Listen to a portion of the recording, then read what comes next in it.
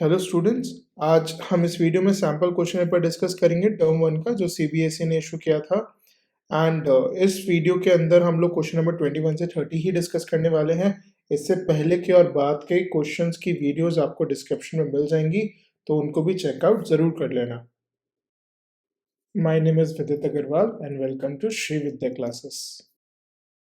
So let us continue with question number 21। यहाँ पे एक फंक्शन डिफाइंड है, हमारा फंक्शन एफ, जिसका डोमेन भी आर है और उसका रेंज भी आर है। एंड फंक्शन की डेफिनेशन क्या है? एक्स क्यूब है। सो हमको बता रहा है कि वो वन वन ऑन टू है कि नहीं है, मतलब वन वन है कि ऑन टू है या फिर so on. So x cube का curve is like this. X cube का curve is like this. So as you can see, एक यूनिक एक्स के लिए एक यूनिक वाई आएगा। किसी भी पॉइंट पर आप देखेंगे तो एक यूनिक एक्स के लिए एक यूनिक वाई आएगा, तो वो डेफिनेटली वन वन होगा। एंड अगर आपको ऑन टू चेक करना है तो यू हैव टू चेक कि whether we will have all the values of y in the answer और नॉट, और क्लियरली हर y की एक प्री इमेज हमारी एग्जिस्ट कर रही है यहाँ पे। So that is why it is going to be 1 1 and onto. So the answer is option D. अब हम क्वेश्चन नंबर 22 देखते हैं। यहाँ पे हमको x और y की डेफिनेशंस गिवन है और हमको y को डबल डिफरेंशिएट करना है x के रिस्पेक्ट में, और फिर थीटा की वैल्यू हमको पाई बाय 6 डाल देनी है। तो यहाँ पे सबसे पहले हम क्या करेंगे, यहाँ पे हम as you can see this is in the parametric form, तो हम D Y by D theta निकालेंगे, फिर D x over D theta निकालेंगे और उन दोनों को एक दूसरे से डिवाइड कर देंगे, जिससे हमको d Y by D x मिल जाएगा। जब हमको d Y by D x मिल जाएगा, फिर वहाँ से हम लोग क्या करेंगे, इस पूरे टर्म को हम डबल डिफ्रेंशिएट करेंगे। हम इसको फिर से डिफ्रेंशिएट करेंगे एक्स के रिस्पेक्ट में, तो जिससे हमको d square y by d x square मिल जाएगा। उसकी वैल्यू निकालने के लिए हम क्या करेंगे, इसका जो रेशियो है D Y by D theta upon D theta by D X, जो रेशियो आया, इसको डिफ्रेंशिएट करने के बाद में हम D theta by D x से भी मल्टीप्लाई करेंगे। सो एक बारी करके देख लेते हैं। हमारा यहाँ पे d Y by D theta की वैल्यू आ जाएगी बी इंटू टैन थीटा का differential is sec square theta, और d x over D theta की वैल्यू आ जाएगी ए इंटू सेक थीटा का differential is sec theta into tan theta. अगर हम इन दोनों को डिवाइड करते हैं तो हमको मिलता है B by into sec theta upon tan theta, and हम फर्दर सिंप्लीफाई करते हैं तो ये मिल जाएगा 1 over cos theta into sine theta over cos theta. ये कैंसिल हो जाएगा और साइन थीटा को न्यूमरेटर में लिख के चले जाएंगे तो b by into cosec theta. Now हमको ये स्टेज मिल गई, d Y by D x की value b by cosec theta मिल गया। But now this is in terms of theta, तो अगर इसको हम x के रेस्पेक्ट में डिफ्रेंशिएट करते हैं तो हमको क्या मिल जाएगा, b बाई ए, और कोसेक थीटा का डिफरेंशियल होता है cosec theta into cot theta with a negative sign. अब क्योंकि ये थीटा के टर्म्स में है तो इसलिए इसको d theta by D x से भी मल्टीप्लाई करेंगे। बट हमारा d theta by D x हमको कहाँ से मिलेगा, हमको इसके रेसिप्रोकल से मिलेगा। D x by D theta का जो रेसिप्रोकल है that would be our d theta by D x. So इसकी वैल्यू होगी minus B by a into cosec theta into cot theta into 1 over a sec theta tan theta. इसको हम simplify करेंगे तो हमको मिल जाएगा minus B by A square into cot cube theta. And अभी थीटा की वैल्यू हमको पाई बाय 6 डालनी है। Yes, pi by 6 is the value. So cot pi by 6 की वैल्यू होती है √3। सो ये √3 का क्यूब हो जाएगा, इसका मतलब minus B by into 3√3। So the answer is minus B by into 3√3 minus b by a square. Yes, so the answer is A. Question number 23 देखते हैं। Question number 23 is LPP based question और हमको z function given है, इसका minima निकालना है।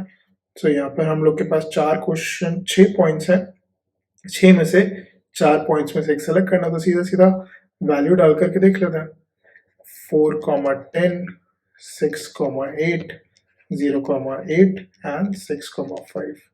तो 2 into 4 is 8, 8 minus 30 is minus 22. 6 comma 8 डालते हैं, सो 12 minus 24 that is minus 24, 0 comma 8 डाला तो 0 minus 24 is, now this is minus 12 obviously, minus 24, 6 comma 5, so 6 into 2 is 12, 12 minus 15, that is minus 3. So clearly the answer is minus 24, the minima is at minus 24 and the answer would be 0 comma 8 option C. Question number 24 करते हैं. Question number 24 में हमारे पास हमको इस term को differentiate करना है with respect to sine inverse X. अब हमारे पास दो ऑप्शंस हैं, या तो हम x को साइन थीटा ले सकते हैं या फिर कॉस थीटा ले सकते हैं. सो दोनों मेथड से करके देखते हैं कि आंसर क्या आता है. सो पहला method is when we take x is equal to sine theta and the second method is when we take x is equal to cos theta. अब यहाँ पे ऑब्वियसली 1 माइनस एक्स स्क्वायर के root की value cos theta हो जाएगी और यहाँ पर 1 माइनस एक्स स्क्वायर के रूट की वैल्यू हो जाएगी साइन थीटा, जिससे हमारा जो 2x into 1 minus X square root का एक्सप्रेशन है that will become 2 sine theta into cos theta, और यहाँ पे भी यही होने वाला है. और जब हम उसका साइन इनवर्स लेंगे सो ये बेसिकली हमारा साइन 2 थीटा हो जाएगा. एंड जब हम साइन 2 थीटा लिखेंगे तो फिर उसको फर्दर सिंप्लीफाई कर सकते हैं. तो यहाँ पर इसको सिंप्लीफाई करेंगे तो हमारी वैल्यू आ जाएगी, यहाँ पे हम इसको या तो 2 थीटा लिख सकते हैं या तो पाई माइनस 2 थीटा लिख सकते हैं. अब वो डिपेंड करता है कि हमारी x की इनिशियल वैल्यू क्या थी.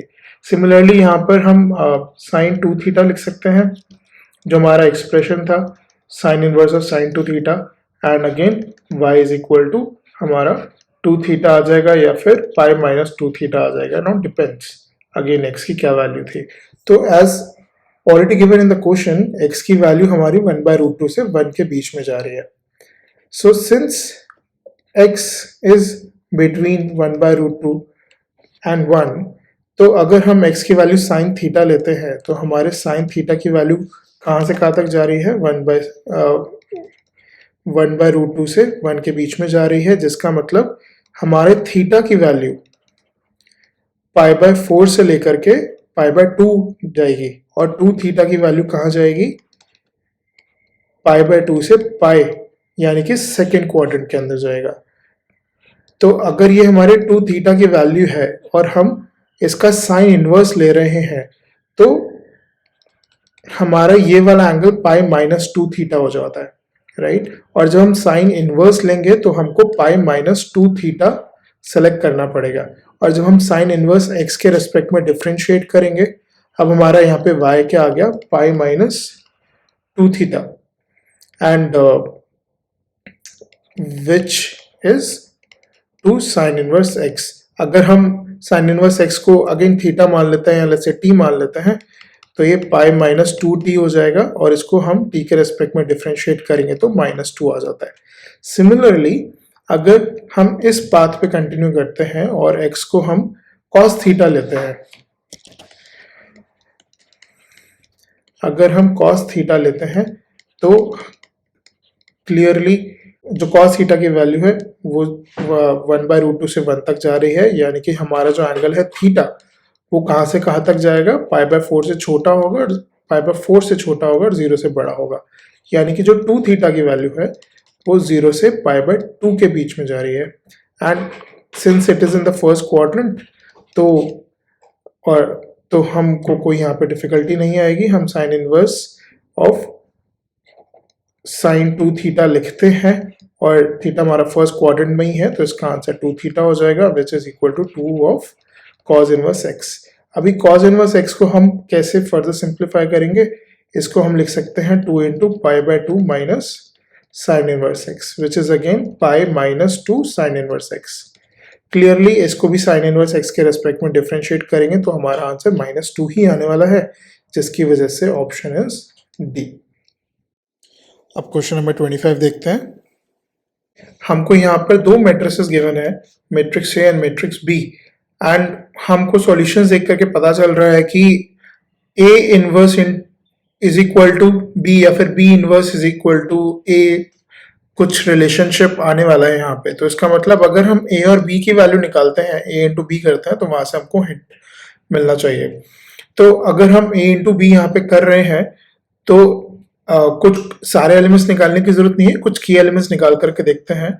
तो अगर हम रो वन रो और फर्स्ट कॉलम को मल्टीप्लाई करेंगे, first row and first column को यहाँ पे मल्टीप्लाई करते हैं, तो फिर हमारी वैल्यू यहाँ पर क्या आ जाती है, 1 into two is 2, -1 into -4 is +4 and +0 that is 6। तो जो रिजल्टेंट मैट्रिक्स होने वाला है उसका A11 would be 6 and A12 निकालने की कोशिश करते हैं, it would be 1 into 2 first row और सेकेंड कॉलम को यहाँ पे हम मल्टीप्लाई करेंगे। So 1 into 2 is 2, -1 into 2 is -2 and again +0, तो उसकी वैल्यू 0 आ गई। कोशिश अभी A13 देखते हैं। A13 रिजल्टेंट मैट्रिक्स का would be first row third column, so 1 into -4 -4 -1 into -4 is +4 then again 0। तो ये 6 0 0 बन गया। आई थिंक ये इस तरह का कुछ फॉर्म होना चाहिए। एक बारी ये एलिमेंट्स निकाल करके चेक कर लेते हैं हम लोग, आंसर सही आ रहा है कि नहीं आ रहा। तो second row and first column A21 की value would be 4 -12 and +8 that is 0, so this is right। and A22 देखते हैं, so 2 into 2 is 4 +6 and -4, 2 into 2 is 4 +6 and -4 that is 10 -4 that is 6। तो ये भी सही है। मोस्ट प्रोबेबली ये 6i का फॉर्म होगा, सो ये 6i होगा। हम कंफर्मेशन के लिए देख भी सकते हैं सारे मल्टीप्लाई करके, बट आई फील कॉन्फिडेंट कि हम A B is equal to 6i लिख सकते हैं। और अगर अब यहाँ पे दोनों के राइट हैंड साइड पे, left hand side, right hand side पे बी इनवर्स से मल्टीप्लाई कर देते हैं, तो फिर 6i into B inverse that is equal to A is equal to 6 into B inverse. इसका मतलब क्या हो गया, बी इनवर्स की वैल्यू हमारी a/6 आ गई। तो ऑप्शन डी इज करेक्ट।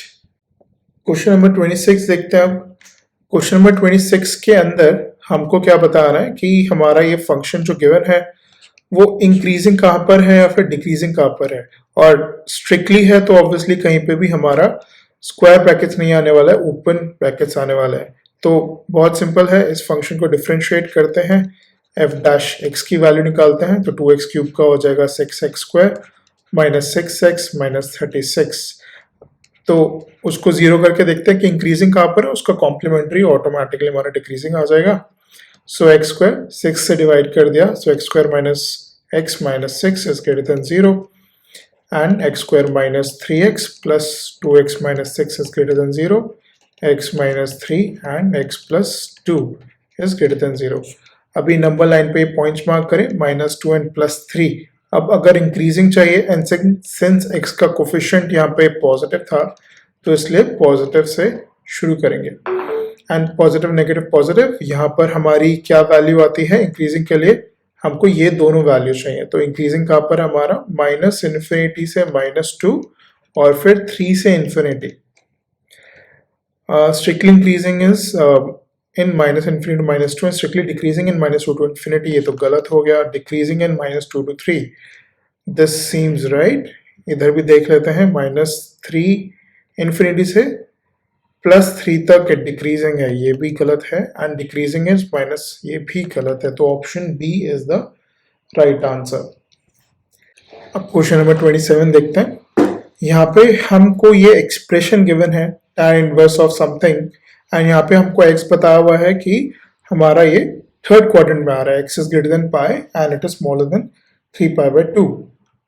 यहाँ पर हमको ऑब्वियसली बात है, जो न्यूमरेटर है और डिनोमिनेटर को सिंप्लीफाई करना है, तो 1 + cos x और 1 - cos x की प्रॉपर्टीज यूज करनी पड़ेंगी। तो हमारा 1 + cos x को हम कैसे लिख सकते हैं, 1 + cos x को हम लिख सकते हैं 2 cos² x/2। ये कहां से आया, cos 2x की 4 प्रॉपर्टीज होती हैं। The first is 2 cos² x - 1, दूसरा इज इसी में हम cos² x की जगह 1 - sin² x डाल देते हैं, तो 1 - 2 साइन स्क्वायर एक्स आ जाता है। तीसरा प्रॉपर्टी इज ऑब्वियसली इस एक यहाँ पे 2 cos स्क्वायर एक्स है, तो एक cos x को हम 1 माइनस साइन स्क्वायर एक्स डाल देंगे तो आ जाएगा 2 cos square x minus sine square x. और चौथा property is 1 minus tan square x upon 1 plus tan square x. अभी यहाँ पे 1 प्लस कॉस एक्स की वैल्यू हम ये वाला फॉर्म यूज करके 2 cos स्क्वायर एक्स बाय 2 लिख सकते हैं, एंड 1 माइनस साइन एक्स को यहाँ पे हम 1 माइनस कॉस एक्स को हम 2 साइन स्क्वायर एक्स बाय 2 लिख सकते हैं। अब नोटिस कीजिए कि यहाँ पे हमारा जो x है वो थर्ड क्वाड्रेंट में है, यानी कि वो पाई से बड़ा है और 3 पाई बाय 2 से छोटा है। तो x बाय 2 की वैल्यू कहाँ पर आने वाली है? हम अब तीनों साइड्स को हम 2 से डिवाइड कर देते हैं, तो ये 2 पाई बाय 2 से बड़ा है और पाई बाय 3 पाई बाय 4 से छोटा है, यानी कि इसकी x बाय 2 कौन से क्वाड्रेंट में? सेकेंड क्वाड्रेंट में है। और कौन से एंगल पर है? ये 135 डिग्री से छोटा है और 90 डिग्री से बड़ा है। इसका मतलब हमारा जो साइन x बाय 2 होगा वो तो पॉजिटिव आएगा, लेकिन सेकेंड क्वाड्रेंट में cos x बाय 2 है वो नेगेटिव आ जाएगा। और कोई भी function y is equal to root x के फॉर्म में होता है तो उसका ग्राफ कुछ इस तरह का होता है, यानी कि हम हमेशा आउटपुट में पॉजिटिव वैल्यूज लेते हैं। तो इसका मतलब जब हमारा cos x का रूट हम लिखेंगे और उसको हम 2 cos स्क्वायर x बाय 2 का रूट लिखेंगे, तो रूट 2 तो ऑब्वियसली पॉजिटिव है, बाहर ही आ गया, और ये लेकिन cos x बाय 2 का root cos square x by 2 का रूट हो जाएगा। अब इसकी दो पॉसिबल वैल्यूज हैं, plus minus cos x by 2, हम पॉजिटिव लेंगे कि नेगेटिव लेंगे? तो क्योंकि हमने देखा हमारा x बाय 2 नेगेटिव था और हमें आउटपुट में यहाँ पे फंक्शन में हमेशा पॉजिटिव वैल्यूज ही चाहिए, तो इसलिए हम cos x बाय 2 का नेगेटिव वाला फॉर्म लेंगे, minus cos x by 2। And similarly हम sin x बाय 2 का कौन सा फॉर्म लेंगे? पॉजिटिव फॉर्म ही लेंगे। क्यों? क्योंकि साइन पॉजिटिव ही था और हमको पॉजिटिव ही चाहिए, इसलिए इधर जब हम इन दोनों का रूट लिखेंगे तो ये हो जाएगा minus root 2 cos x by 2 और ये हो जाएगा plus root 2 sin x by 2। And when we further simplify this, जो ये ब्रैकेट का अंदर वाला फॉर्म है, अगर हम इसको सिंप्लीफाई करेंगे तो इसको कैसे लिखेंगे? Minus root 2 cos x by 2 plus root 2 sin x by 2। Denominator में क्या आया? Minus root 2 cos x by 2 and minus of root 2 sin x by 2। Now obviously root two सारे हमारे कैंसिल आउट हो जाएंगे, हम माइनस साइन को भी कैंसिल आउट कर देते हैं, इसको ऐसे लिख देते हैं cos x by 2 minus sin x by 2 upon cos x by 2 plus sin x by 2, and now dividing numerator and denominator both by cos x by 2, we get 1 minus tan of x by 2 upon 1 plus tan of x by 2। and यहाँ पे ये जो 1 है इसको हम लिख देंगे tan pi by 4, और इधर इसको 1 से मल्टीप्लाई करेंगे और इस वाले 1 को भी हम tan pi by 4 लिख देंगे। अभी now this is a very important trick, ये बहुत जगह पे यूज होता है and you should know this process. Now this is of the form of tan x minus y, तो ये हमारा फॉर्म हो गया tan pi by 4 minus x by 2। Now when we take tan inverse of this, क्योंकि हमको finally जो question given है उसमें इस एक्सप्रेशन का tan इनवर्स लेना था, अब हम इसका tan इनवर्स लेंगे तो हमारा आंसर बन जाएगा tan pi by 4 minus x by 2 after taking tan inverse of this, of course. ठीक है, so the option is a. अब क्वेश्चन नंबर 28 देखते हैं। सो क्वेश्चन नंबर 28 में हमको एक मैट्रिक्स ए गिवन है जिसका ऑर्डर 3 है और उसका एक रिलेशन गिवन है। So we can treat a matrix like a variable, और यहाँ पे हम लोग इसको a square minus 2a is equal to 0 लिख सकते हैं। इसका क्या मतलब? अगर हम ए अब कॉमन ले लेंगे तो a minus 0 into a minus 2i would be 0. Now यहाँ पे जो 0 है, these are matrices, these are not the number zeros. अब अगर and obviously अब यहाँ पे हम a को 2i लेंगे, 0 नहीं लेंगे, उससे क्या फायदा होगा? अगर हम a को 0 लेने वाले हैं तो उससे सारे ऑप्शंस हमारे जीरो आ जाने चाहिए थे, which is obviously not the case. So a की वैल्यू यहाँ पे 2i है और हमको क्या निकालना है, 2 इंटू ए का डिटर्मिनेंट निकालना है. यानी कि सबसे पहले तो हम 2a निकालेंगे, 2a की वैल्यू हमारी हो जाएगी 4i. And now if you remember the property that k into any matrix, let's say अब यहाँ पे a है तो हम मैट्रिक्स b ले लेते हैं, k इंटू बी का determinant is equal to k to the power n into determinant of b. यहाँ पे b को हमने i लिया है और i का डिटर्मिनेंट ऑब्वियसली 1 होता है. तो यहाँ पे k की वैल्यू 4 है, यहाँ पे n is the order of the matrix, so n की वैल्यू हमारी यहाँ पे 3 है. तो as per this formula 4 into I का determinant would be equal to 4 to the power 3, n की वैल्यू 3 थी, इंटू 1, तो जिसकी वैल्यू हमारी ऑब्वियसली 64 आ जाएगी. So answer is option C. अब हम क्वेश्चन नंबर 29 देखते हैं. हमको p की वैल्यू निकालनी है यहाँ पे, जिसके लिए फंक्शन स्ट्रिक्टली डिक्रीजिंग है. तो अगर ये फंक्शन स्ट्रिक्टली डिक्रीजिंग है तो फिर हम ऑब्वियसली इसको सबसे पहले डिफरेंशिएट करेंगे. उससे 1 माइनस साइन एक्स मिला, cos x को डिफरेंशिएट करके माइनस साइन एक्स आया, और b since it is a constant because x is a variable, तो ये यहाँ पे 0 हो जाएगा. अब हम इसका साइन देखते हैं. अगर स्ट्रिक्टली डिक्रीजिंग है तो ये नेगेटिव कब हो सकता है.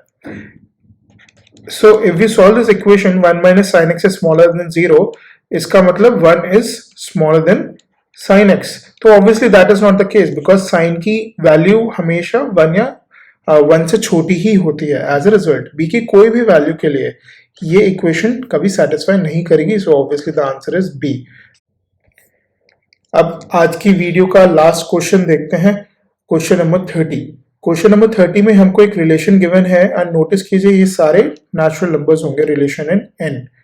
तो यहाँ पे रिलेशन क्या है, a और b का पेयर निकालना है जिसमें a is b minus 2 and b की वैल्यू हमेशा 6 से बड़ी होनी चाहिए.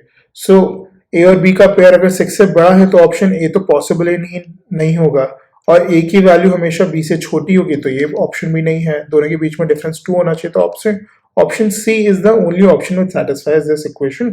So इस वजह से C is the right answer. If you like the content and आपको अगर useful लगता है channel का information, then please like the video and subscribe to the channel and also share it with your friends. Thank you so much.